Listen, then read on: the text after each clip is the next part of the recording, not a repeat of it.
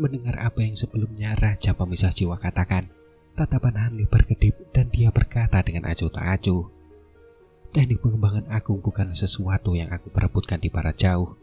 Itu adalah sesuatu yang diberikan kepadaku," ucap Hanli. Mendengar itu, Raja Pemisah Jiwa dengan santai menjawab, "Tenanglah, aliran 1000 bambu saat ini tidak lagi dikendalikan oleh garis keturunan murid pribadiku. Bahkan jika kau benar-benar mencurinya, aku tidak akan keberatan," ucap Raja Pemisah Jiwa. "Selama itu tidak mempengaruhi kesepakatan kita, kau boleh berpikir sesukamu," ucap Hanli. Kemudian, dengan ekspresi ragu-ragu, Hanli kembali berkata, "Namun, aku harus bertanya apakah kau benar-benar tidak mampu melarutkan kutukan segel jiwa," ucap Hanli. "Bukan tidak mungkin, tetapi itu bukan sesuatu yang bisa kulakukan mengingat keterbatasan umurku. Kalau tidak ada kutukan betapapun menakjubkannya yang tidak bisa kutembus," ucap pria tua itu menjawab dengan nada meremehkan. Meskipun Hanli telah mengantisipasi jawabannya, hatinya tetap terasa berat karena kekecewaan yang mendalam. Dengan ekspresi netral di wajahnya, Hanli kemudian menjawab, "Baiklah, karena kau tidak dapat menghilangkan kutukan itu, jalan satu-satunya adalah melakukan perjalanan ke lembah air terjun iblis," ucap Hanli. Setelah hening sejenak yang tak terduga, lelaki tua itu berkata, "Anak mudahan, memasuki lembah iblis jatuh bukanlah keputusan yang baik.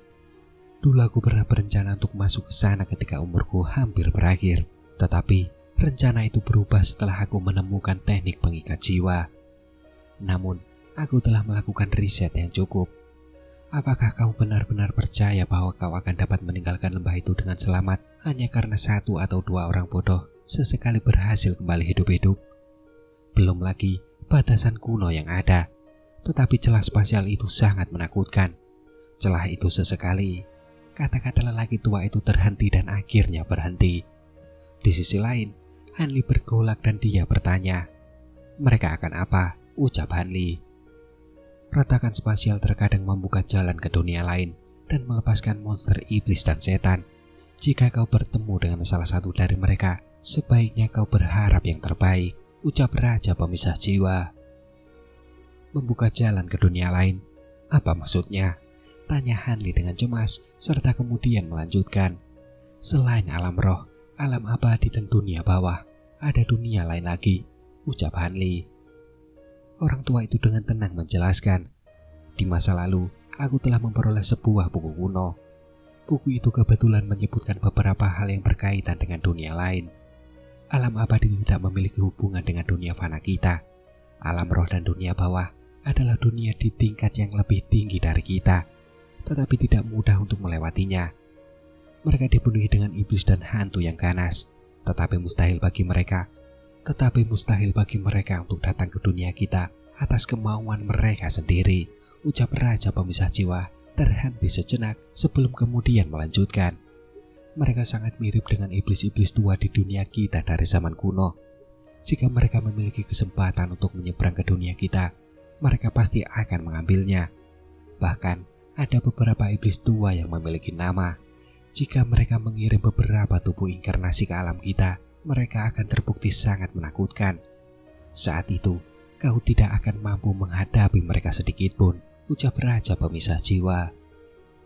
"Setan tua, aku belum pernah mendengar tentang mereka sebelumnya," ucap Hanli berbicara dengan ekspresi yang takjub. "Sulit untuk mengatakan seperti apa mereka. Mereka tidak seperti kita manusia atau binatang iblis. Mereka juga mengambil berbagai macam bentuk. Pada zaman kuno, konon pernah ada jalan penghubung antara alam iblis tua dan dunia kita. Akibatnya, iblis-iblis tua itu menimbulkan malapetaka di dunia manusia. Karena itu, para kultivator kuno berperang melawan mereka selama bertahun-tahun, hingga akhirnya para kultivator mampu membunuh mereka satu persatu dengan memanfaatkan jumlah mereka. Namun, luka-luka dan korban jiwa dalam perang itu konon tak terhitung jumlahnya, menyebabkan punahnya banyak teknik kuno dan binatang spiritual. Hal itu sangat berkaitan dengan kemunduran para kultivator kuno, ucap Raja Pemisah Jiwa berbicara dengan nada yang serius. para kultivator kuno berperang dengan para iblis tua ini, ucap Hanli. Ekspresi Hanli berubah drastis. Dari teknik ajaib dan harta karun yang mereka tinggalkan, Hanli tahu betapa hebatnya para kultivator kuno itu. Dari nada bicara orang tua yang eksentrik itu, para iblis tua itu tampaknya berada satu tingkat di atas para kultivator kuno, hal yang sangat mengejutkan Hanli. Tidak hanya itu, beberapa kultivator do iblis mengkultivasikan seni iblis kuno kemudian memantapkan diri setelah menemukan keberadaan alam iblis tua. Mereka mengembangkan teknik yang mirip dengan kemampuan iblis tua dan bahkan menggunakan teknik rahasia untuk membelah batas dunia sehingga mereka dapat menggunakan ki iblis dari iblis tua yang disebutkan, dan itu sangat meningkatkan kemampuan mereka. Meskipun teknik iblis ini memang kuat, ketika dikultivasikan hingga puncaknya, penggunanya tidak dapat naik ke alam roh. Sebaliknya, mereka akan dikirim ke alam iblis tua dan menjadi salah satu anggotanya. Namun tentu saja, ini hanya sesuatu dari legenda dan belum diverifikasi. Namun, ada banyak kultivator iblis yang mendambakan kekuatan dahsyat ini dan berani menghadapi bahaya mengkultivasikan seni iblis ini. Lagi pula, memasuki alam iblis tua adalah sesuatu yang hanya dapat terjadi ketika seseorang mencapai tahap transformasi dewa. Sebagian besar kultivator bahkan tidak perlu mempertimbangkannya. Tentu saja, kemungkinan robekan spasial lembah iblis jatuh bukan jalan ke dunia lain sangat kecil. Mungkin saja kau akan berhasil melewatinya dengan baik. Dan ini hanyalah ketakutan yang tidak berdasar, ucap Raja Pemisah Jiwa. Mendengar apa yang dikatakan iblis pemisah jiwa sebelumnya, Hanli tiba-tiba teringat beberapa contoh seni transformasi iblis yang pernah dilihatnya di masa lalu, serta beberapa siluet aneh. Ini merasa darahnya membeku, merasakan bahwa kata-kata lelaki tua itu benar adanya. Setelah merenung lama dengan sungguh-sungguh, Hanli bertanya dengan bingung. Jika iblis tua benar-benar bisa melewati celah spasial di lembah iblis, mengapa wilayah selatan surgawi tidak dilanda kekacauan di masa lalu? Ucap Hanli. Pria tua itu bertanya dengan dingin dan berkata, "Apa maksudmu?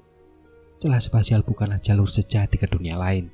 Hanya beberapa inkarnasi atau iblis tingkat rendah yang mampu melewatinya. Tetapi karena kultivasi mereka tidak cukup tinggi, mereka tidak mampu menahan batasan alam kita dan tinggal di sini terlalu lama.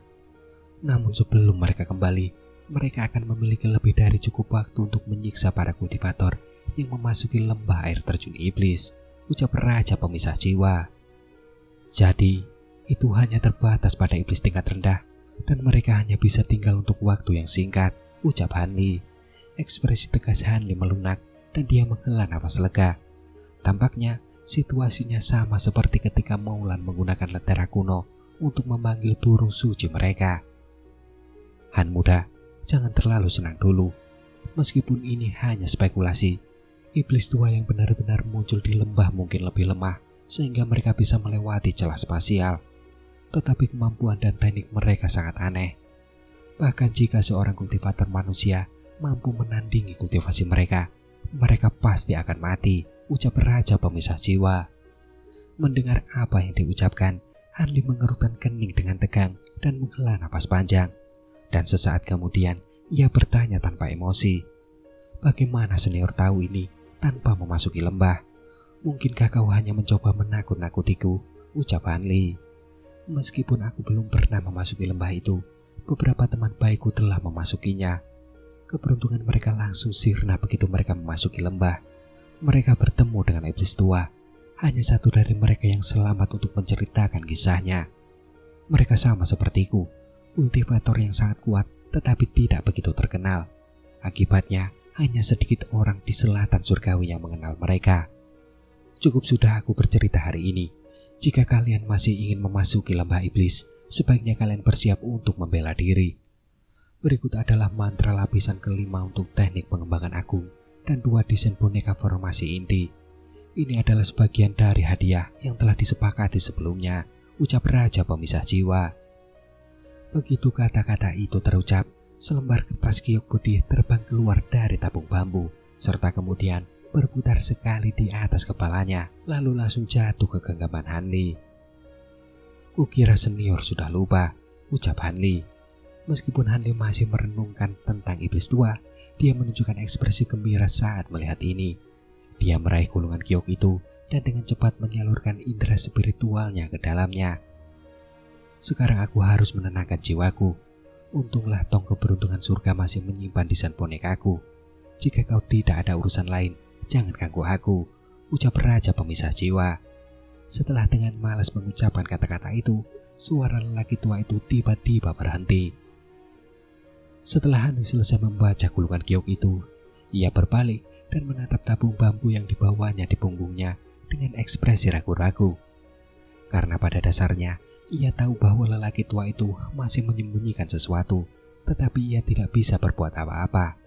Adapun kunci keberuntungan surga, itu adalah nama tabung bambu yang dibawa Hanli di punggungnya. Beberapa saat kemudian, Hanli menyimpan gulungan giok itu dan melirik sekeliling sebelum menatap langit. Kemudian, ia melesat dari tanah dengan kilatan biru dan langsung terbang keluar kota. Saat itu langit sudah gelap. Hanli berhenti di atas hutan di dekat kota dan turun mendekati sebuah pohon besar. Tampaknya ada sesuatu yang samar-samar berada di dekatnya. Itu adalah kepala raksasa dengan rambut acak-acakan. Jika seorang manusia melihatnya, mereka akan segera lari ketakutan. Tetapi jika seseorang melihatnya lebih dekat, mereka akan menemukan bahwa seluruh tubuhnya terkubur di dalam bumi. Kepalanya berambut panjang hijau kehitaman dengan wajah tersembunyi di balik tumpukan rambut. Ketika Hanli mendekatinya, raksasa hijau itu merasakan sesuatu dan mulai bergerak, membuka mata hijaunya yang mengerikan. Ketika ia melihat Hanli dengan jelas, cahaya dari matanya segera menghilang dan dia memasang ekspresi patuh. Hanli tersenyum dan melangkah beberapa langkah ke arahnya sebelum mengelilinginya dengan penuh minat. Lumayan, kesadaran sederhana sudah mulai tumbuh. Sepertinya aku bisa memanfaatkannya dengan baik di lembah iblis jatuh, ucap Hanli bergumam pada dirinya sendiri dengan nada yang nampak gembira. Tak lama kemudian, Hanli memberlakukan beberapa pembatasan di area sekitarnya sebelum duduk bersila.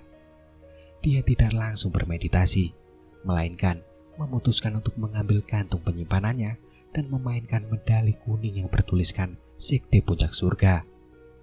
Saat Hanli menyipitkan mata melihatnya, matanya nampak berkilau dalam kegelapan.